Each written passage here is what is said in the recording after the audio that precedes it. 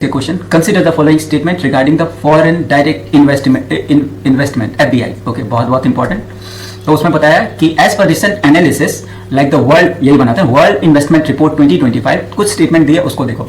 Green field investment refer to company directly building its own new facility in foreign countries.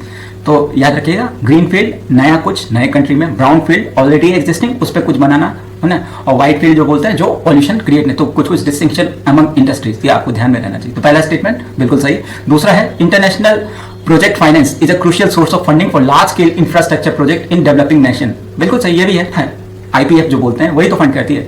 फिर recent trend indicate a robust growth in नहीं है ना, IPF recent trend indicate a robust नहीं. अपना India का FDI तो सोचो कि बहुत ज्यादा, मतलब एक तो फॉरेन से इन्वेस्टमेंट नहीं आ रही है, और most of the government B it centre और स्टेट वो ऑप्टिक्स पे ज्यादा ध्यान रख रहे हैं ना, कि हमने ये आपका ये मेला वो मेला ऑर्गेनाइज किया, यहाँ पे हम प्रॉमिस कर रहे हैं कि इतना इन्वेस्टमेंट आएगा, और डीप डाउन यू नो कि कोई इन्वेस्टमेंट आने वाला नहीं है. हु वुड इन्वेस्ट यार, है ना. अपना रिलीजियस पॉलिटिकल इंस्टेबिलिटी इतना ज्यादा है, प्लस कि देखे रहो इतने सारे न्यूज है ना, कुछ भी आज दिन एथिक्स. वैसे तो आप लिख सकते हो कि कोई त्योहार या मौसम आता है तो वेयर दिस जितने भी आपके बिजनेस है ना सफर्स. ओके, और अल्टीमेटली इंडिया सफर्स, राइट. तो पहले जैसे बोला जाता था ना कि जो बंद होता था भारत बंद, और ये उसमें रेलवे को इतना नुकसान हुआ, तो सिर्फ इमेजिन कीजिए ना कि कितना ज्यादा हुआ. अभी कितने सारे ड्राइव्स चल रहे हैं.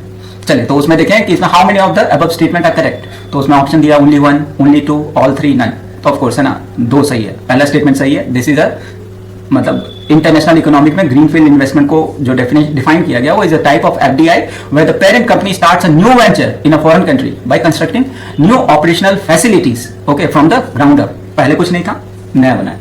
This is distinct from merger या एक्विजिशन. तो सेकंड फॉर्म में क्या होता है कि ऑलरेडी कोई एग्जिस्ट किया, उसको हमने मर्ज कर लिया अपने कंपनी में, है ना. छोटी कंपनी है, big eat small. Okay, Peaky blinder में ईट्स की जगह कुछ और बोला है ना, big eat small. Okay, this is distinct from merger acquisition where the company buys an existing facility.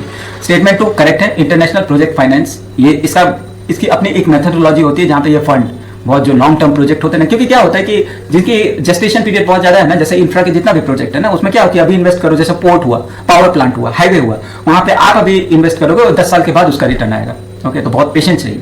या कोई भी एनर्जी प्रोजेक्ट हो, तो ये जो है ना आईपीएफ, ये उनको कैपिटल देती है, क्योंकि ये बहुत ज्यादा कैपिटल इंटेंसिव सेक्टर्स होते हैं ना. ओके, स्टेटमेंट 3 इनकरेक्ट है. द वर्ल्ड इन्वेस्टमेंट रिपोर्ट बताया कि मतलब एफडीआई भी नहीं आ रहा है यहाँ से, अपने जो हाई नेटवर्थ इंडिविजुअल्स वो भी अपना सब कुछ समेट के ले जा रहे हैं, और बाकी वो जो चोर हो रहे हैं वो तो है ही है ना, बैंक से इतना लोन लेके फिर वो तो गायब ही.